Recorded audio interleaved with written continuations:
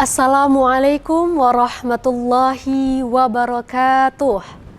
Innal hamdalillah nahmaduhu wa nasta'inuhu wa nastaghfir wa na'udzu billahi min sururi anfusina wa min sayyiati a'malina may yahdihillahu fala mudhillalah wa may yudlil fala hadiyalah. Asyhadu an la ilaha illallah wa asyhadu anna Muhammadan abduhu wa rasuluh la nabiyya ba'da amma ba'd. Pertama-tama marilah kita panjatkan puja dan puji syukur kita atas nikmat iman yang tak mungkin kita abaikan, atas nikmat hidup yang tak mungkin terhitungkan, kepada Tuhan yang Maha Pengasih, tak pernah pilih kasih, yang Maha Penyayang, tak pernah pandang sayang. Salawat bertangkaikan salam, tak lupa kita haturkan kepada junjungan kita, baginda kita, seorang pahlawan yang tak pernah mencari lawan, seorang proklamator yang tak pernah menjadi koruptor, seorang proklamasi yang tak pernah buruk hati. Siapa lagi kalau bukan baginda Nabiullah Muhammad sallallahu alaihi wasallam. Sebab jasa beliaulah kita dapat membedakan antara yang hak dan yang batil, antara yang halal dan yang haram, serta jalan menuju surga dan jalan menuju neraka. Bersama saya, Fitriah Anissa Yani, mahasiswi jurusan Manajemen Dakwah, Fakultas Usuluddin dan Dakwah, IAIN Sultan Amai Gorontalo, dalam program Mutiara Iman Kompas TV Gorontalo. Wahai saudara, mari kita sama-sama renungkan satu hal yang sering kali kita anggap biasa, padahal ia adalah sebuah keajaiban yang sangat luar biasa, yakni kehidupan. Ya, hidup adalah anugerah terindah yang diberikan Allah Subhanahu wa Ta'ala kepada kita. Kita diberikan kesempatan untuk bernafas, untuk melihat, mendengar, merasa, berpikir, bahkan berinteraksi dengan sesama. Hidup itu singkat, wahai saudara, tapi pernahkah saudara berpikir sebenarnya berapa lama waktu kita di dunia ini? Seakan-akan lama, padahal sejatinya sangat singkat. Ibarat seorang musafir yang sedang mampir di sebuah persinggahan lalu melanjutkan perjalanannya. Rasulullah Shallallahu Alaihi Wasallam bersabda, jadilah engkau di dunia ini seolah-olah orang asing atau pengembara. Hadis riwayat Bukhari. Hadis ini mengingatkan kita agar kita jangan sampai terlena dengan gemerlapnya dunia, seolah-olah kita akan tinggal selamanya di sini. Harta, jabatan, dan ketenaran itu semua hanyalah titipan. Akan ada saatnya semua itu kita tinggalkan. Hidup itu ujian. Lalu, kalau hidup itu singkat, untuk apa kita hidup? Pasti saudara pernah berpikir sedemikian. Allah Subhanahu wa Ta'ala berfirman dalam Quran surah Al-Mulk ayat 2. A'udzu billahi minasyaitonir rajim. Bismillahirrahmanirrahim. Alladzi khalaqal mauta wal hayata liyabluwakum ayyukum ahsanu amala wa huwal azizul ghafur. Shadaqallahul azim. Yang artinya, yang menjadikan mati dan hidup supaya Dia menguji kamu. Siapa di antara kamu yang lebih baik amalnya, dan Dia Maha Perkasa lagi Maha Pengampun. Jelas, hidup adalah ujian. Setiap detik, setiap hari yang kita jalani adalah bagian dari ujian. Ujian kesabaran, ujian syukur, ujian keimanan, bahkan ujian ketakwaan. Dari ujian inilah kita dinilai apakah kita termasuk hamba yang bersyukur atas nikmatnya.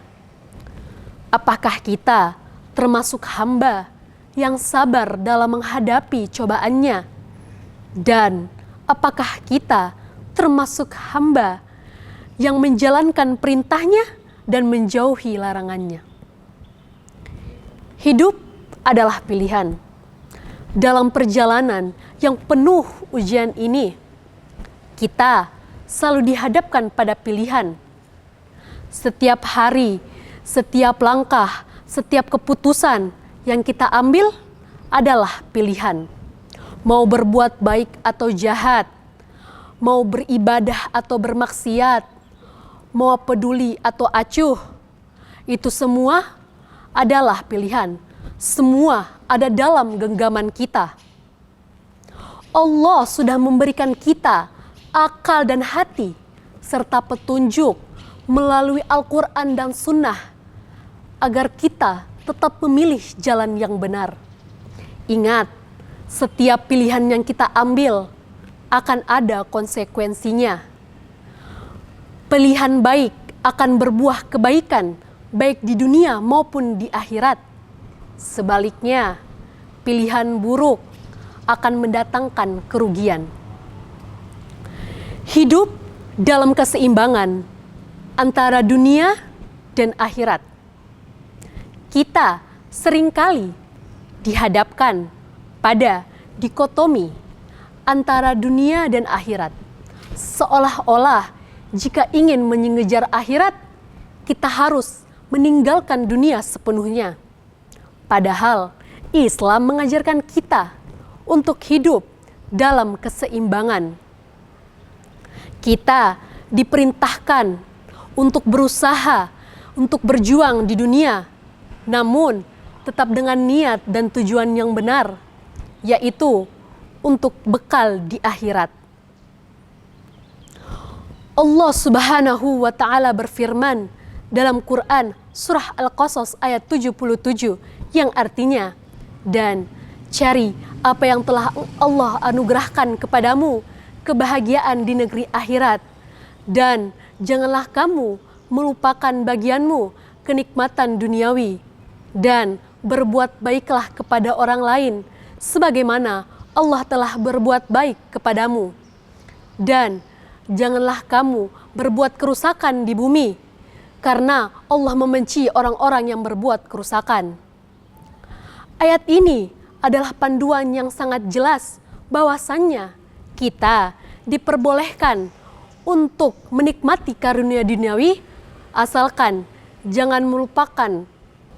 Kita akan lanjutkan segmen berikutnya setelah jeda berikut ini.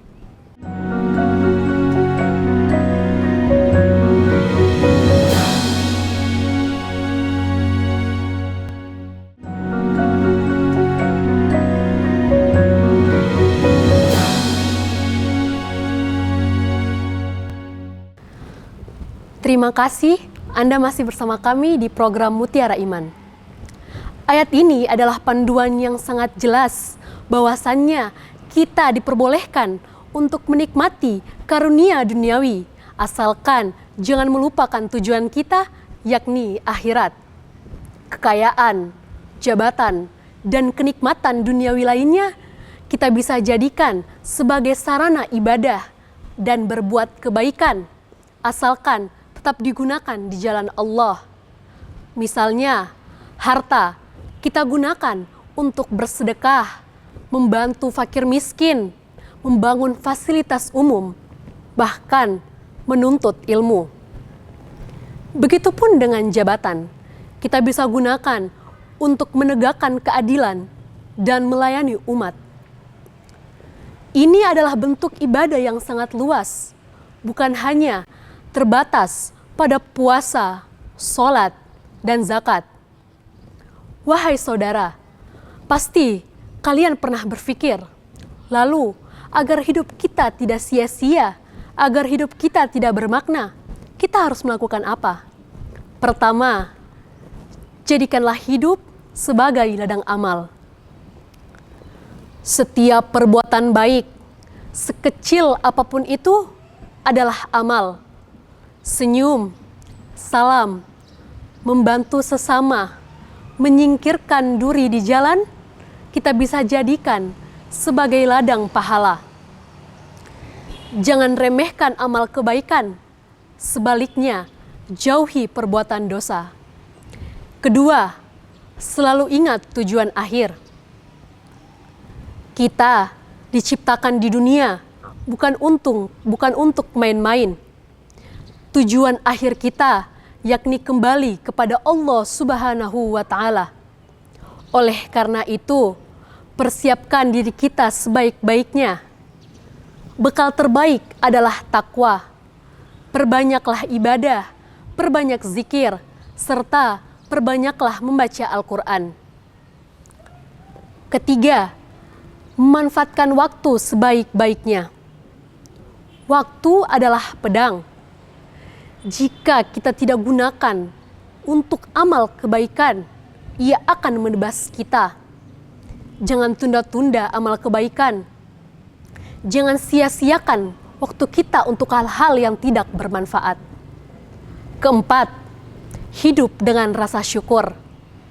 Apapun keadaan kita, baik suka maupun duka, selalu ada alasan untuk bersyukur. Dengan bersyukur, hati kita akan tenang dan Allah akan menambah kenikmatannya. Yang kelima, berbuat baik kepada sesama. Rasulullah Shallallahu Alaihi Wasallam bersabda, sebaik-baik manusia adalah yang paling bermanfaat bagi manusia lainnya. Hidup akan lebih indah dan bermakna jika kita bisa memberi manfaat kepada orang lain. Selain menggunakan cara tersebut, kita juga harus refleksi diri dan muhasabah. Muhasabah dan refleksi diri adalah kunci perbaikan dalam kehidupan yang penuh ujian dan pilihan ini. Refleksi diri atau muhasabah adalah alat yang sangat penting. Sesekali, mari kita luangkan waktu kita untuk merenung dan mengevaluasi diri. Apakah hari ini saya sudah menjadi pribadi yang lebih baik daripada kemarin? Apakah saya sudah berbuat baik kepada orang lain? Apakah saya sudah memanfaatkan waktu saya untuk hal-hal yang bermanfaat? Apakah amal saya lebih banyak daripada dosa saya? Muhasabah bisa membantu kita untuk mengidentifikasi kekurangan, mengakui kesalahan, dan merencanakan perbaikan. Dengan muhasabah terus-menerus, kita bisa maju menuju versi terbaik dari diri kita. Ini adalah bentuk tanggung jawab terhadap diri kita sendiri dan amanah kehidupan yang diberikan Allah Subhanahu wa Ta'ala kepada kita. Saudara Mutiara Iman, kita akan lanjut setelah jeda berikut ini.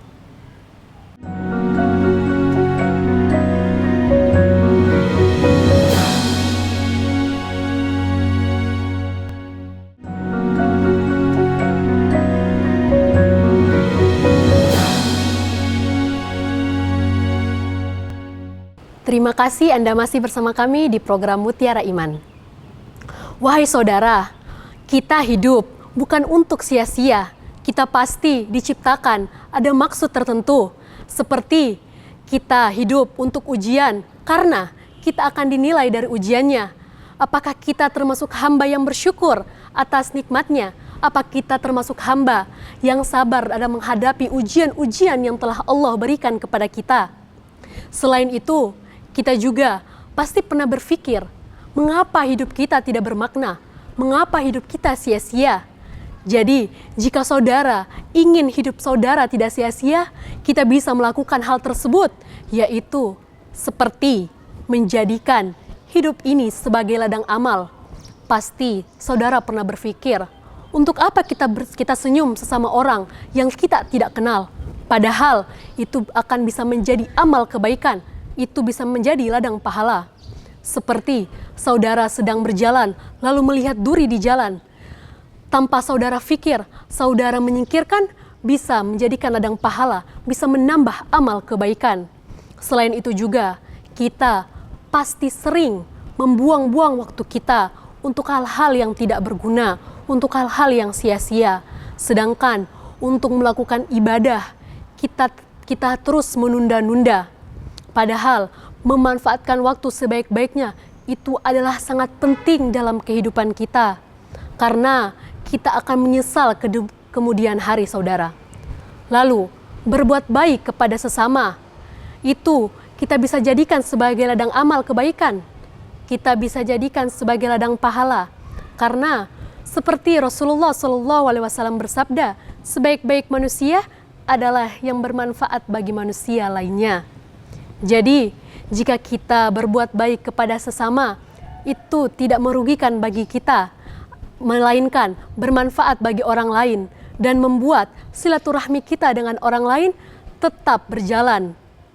Wahai saudara, kehidupan ini adalah sebuah perjalanan. Kita semua adalah seorang musafir. Semoga perjalanan kita di dunia ini selalu dalam lindungan dan bimbingan Allah Subhanahu wa Ta'ala.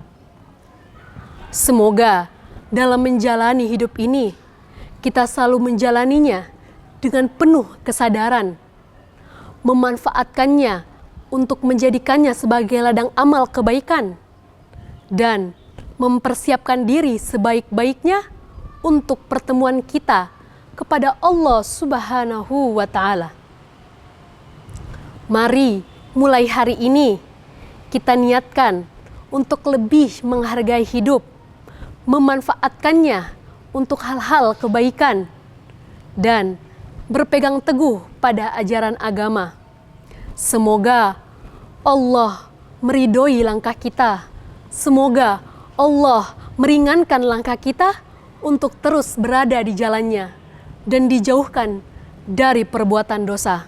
Demikian apa yang saya sampaikan. Mudah-mudahan bermanfaat bagi kita semua. Kurang dan lebihnya mohon dimaafkan, karena kurangnya datang dari diri saya sendiri dan lebihnya datang dari Allah Subhanahu wa Ta'ala. Izinkan saya menutup dengan pantun. Jika ada sumur di ladang, boleh kita menumpang mandi. Jika ada umur yang panjang, insya Allah kita akan berjumpa lagi. Wallahul musta'an. Wassalamualaikum warahmatullahi wabarakatuh.